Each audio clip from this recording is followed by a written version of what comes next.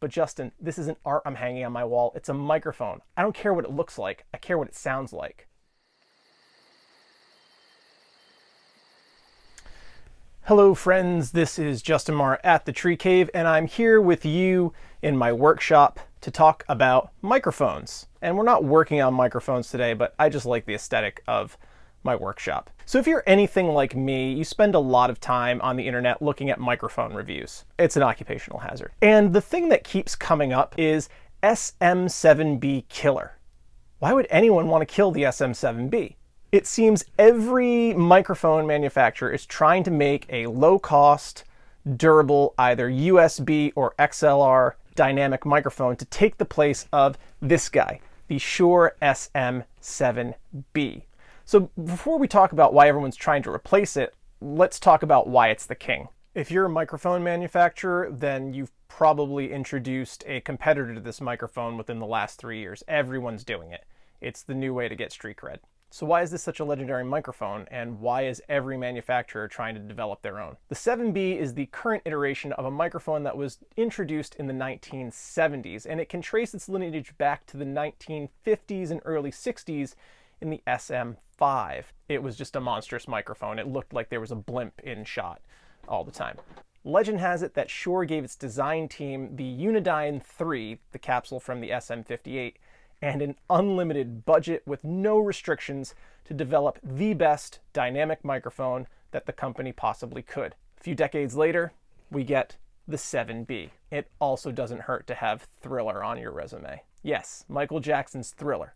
Michael Jackson recorded all of the vocals for Thriller with the SM7B. And with the advent of streaming, podcasting, and amateur radio, television, YouTubers, it seems like everyone is looking for that broadcast quality sound. You may think you're looking at the latest iteration, the SM8 perhaps, but this is actually Presonus's entry into the field, and they didn't disappoint. When you look at them, they're very similar. I mean, with the exception of length, they're basically identical, right down to the basket of the microphone. You may be wondering, why dynamic microphones? I have a condenser microphone. Well, dynamic microphones are a different beast entirely than a condenser. Unlike condenser microphones, there's no electrical element inside the microphone that's providing power to the capsule. It works off of the kinetic energy, leaving your body. So your sound vibrations, your voice leaving your body physically moves the diaphragm in the capsule, which creates the electrical signal to translate your voice into the electrical signal, into your converter, into your DAW. It's actually pretty amazing. And because there's no electrical element in the microphone itself, it's much quieter and it's much better at rejecting ambient noise than condenser microphones. I'm not a scientist. They're generally quieter. Some people say condenser microphones are clearer or brighter, and that dynamic microphones are darker or woollier. I don't like to talk in terms of color when we're talking about sound because I don't find that helpful. Really, we have to bring them into the studio, hook them up, and see what's what.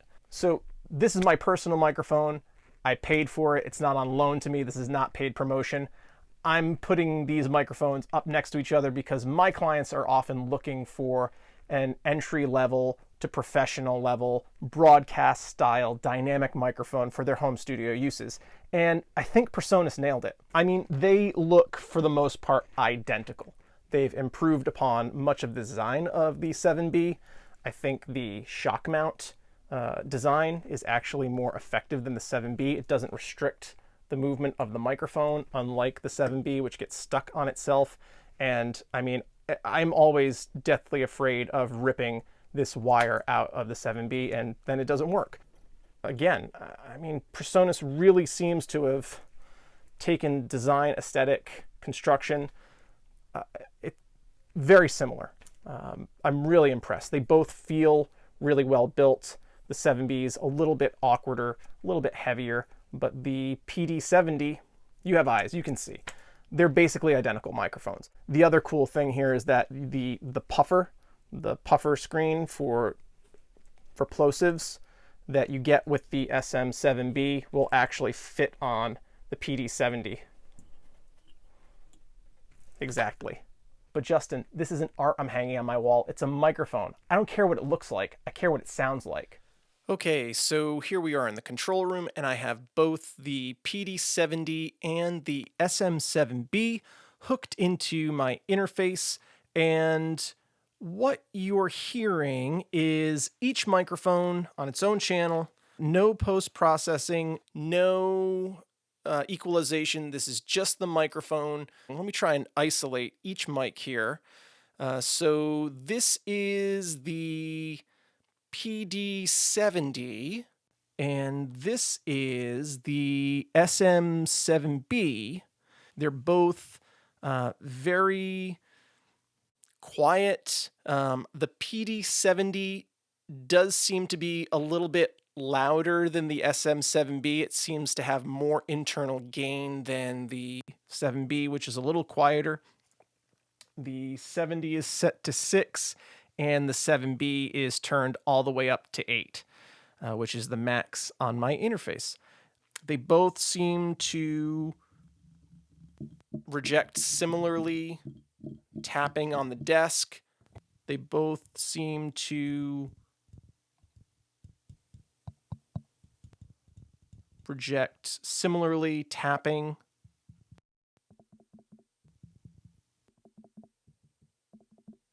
The 7B seems to be a little bassier, a little duller. The PD-70 seems to be a little more top end, a little sharper, a little clearer, a little crisper. Handling noise seems to transfer a little bit more through the PD-70. That could have to do with the size of the microphone, the construction of the microphone, the internal isolation on the 7B seems to be better than on the PD-70. I don't think these microphones sound very similar. And there may be a reason for that. If you look at the back of the SM7B, it has these two switches, and that is brilliance mode and the high pass filter. I think what Presonus has done to cut costs is engineer this mic to sound like the 7B with those engaged. Let me just activate those two filters and see what happens.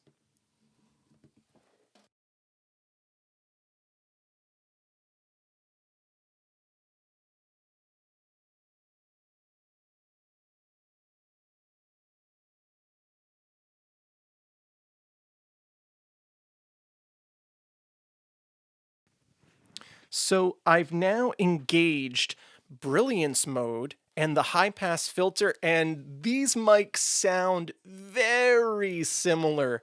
The 7B got a little crisper, a little clearer. It took some of the woolliness out of the low end, but I'll say that's what people tend to love about this microphone. It gives you that deep broadcast radio voice. I think they sound very similar. So I think Presonus has just done an end run around that and permanently engaged that high pass filter and brilliance boost in that mid to upper frequency range. They sound virtually identical to me now. When I listen back to it, maybe there'll be some differences. However, if you like the sound of the 7B with the filters on and engaged, you can do a very simple EQ correction in your DAW to make this sound more like this. And I'll just loop this around.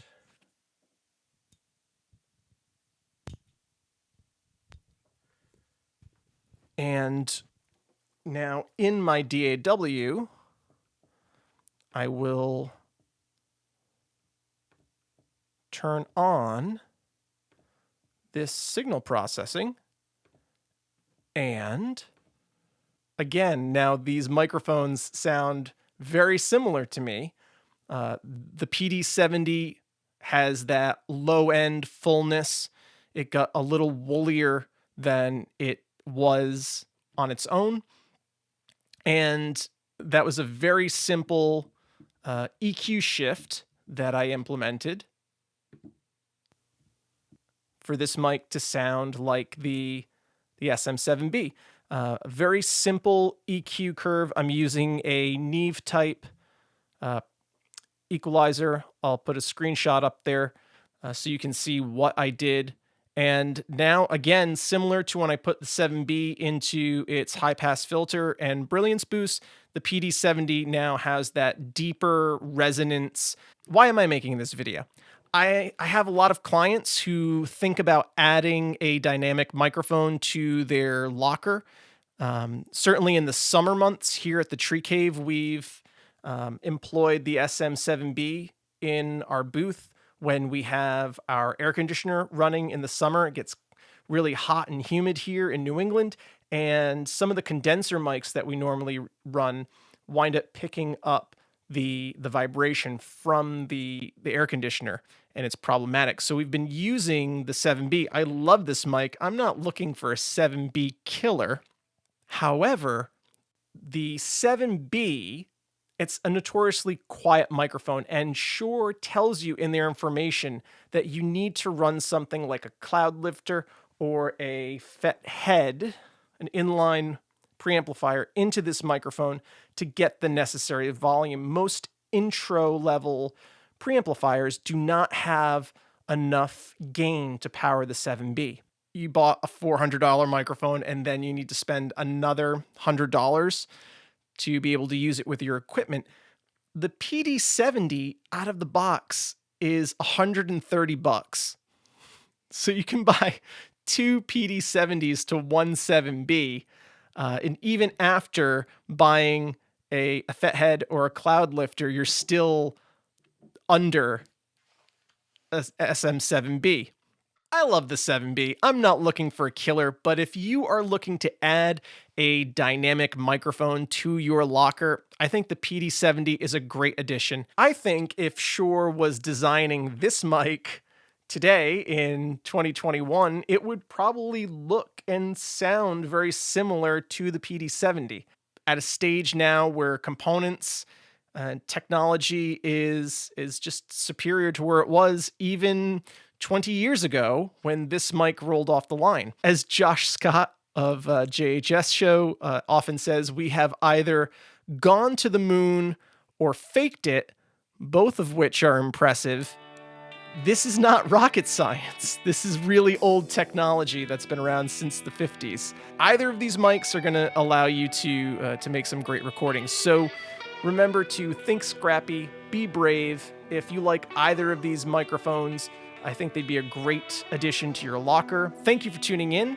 Please remember to click like and subscribe and the bell icon for notifications when we add videos. See you next time.